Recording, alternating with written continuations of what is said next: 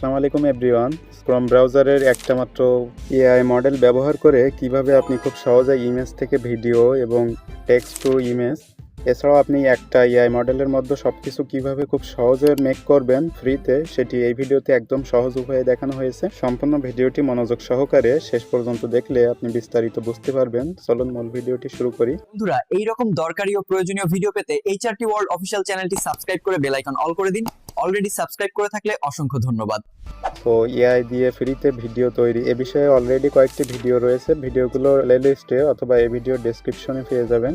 তো দেখুন যে লেখা আসছে ওয়েলকাম টু মুভি স্টুডিও, নিচে দেখুন যে প্লাস অপশন, এখানে যদি আপনি ক্লিক করে দেন তাহলে এখানে উপরে লেখা আসছে ভিডিও জেনারেশন, ইমেজ জেনারেশন। ফার্স্টে আমরা ইমেজ জেনারেশন করব, সেজন্য এখানে লেখা হচ্ছে ইমেজ জেনারেশন, জাস্ট এখানে ক্লিক করে দিবেন। তো এখানে আপনাকে একটা প্রম্পট দিতে হবে, সে অনুযায়ী ইমেজটা তৈরি হবে। সো আমরা এখানে একটা প্রম্পট লিখে দিব, এখানে লিখে দিলাম যে পার্কের ভিতরে একটা মেয়ে হরিণের পাশে দাঁড়িয়ে আছে। নিচে লেখা আসছে জেনারেশন মোড, এটা আপনি টার্বো অথবা প্রো মোডেও দিতে পারবেন। সেদিকে লেখা আসছে ইমেজ, আর এখানে যদি আপনি ক্লিক করেন তাহলে অ্যাসপেক্ট রেশিও, আপনি যদি ইউটিউবে শর্ট ভিডিও বা ফেসবুকে শর্ট ভিডিওর জন্য শর্ট ইমেজ তৈরি করতে চান তাহলে অ্যাসপেক্ট রেশিও 9:16 এটি রাখতে পারেন, এবং ইউটিউবের জন্য 16:9। সো আমরা 16:9 এটি সিলেক্ট করে দিব। লেখা আসছে জেনারেট, এখানে ক্লিক করে দিবেন। দেওয়ার সাথে সাথে কিন্তু আমাদের ইমেজটি তৈরি হবে।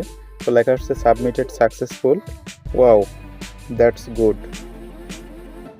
দেখুন যে ইমেজটা কত সুন্দরভাবে তৈরি হয়ে গিয়েছে। তো এখন ইমেজ থেকে ভিডিও তৈরি করার জন্য এখানে লেখা আসছে ইমেজ টু ভিডিও, এখানে যদি আপনি ক্লিক করে দেন তাহলে দেখবেন যে আপনার ইমেজটা এখানে চলে এসেছে, এবং এখানে প্রম্পটের নিচে লেখা হচ্ছে ডিসক্রাইব দ্য ভিডিও। তো আমরা একটা প্রম্পট এখানে লিখে দিব, মেয়েটি হরিণের সাথে খেলছে।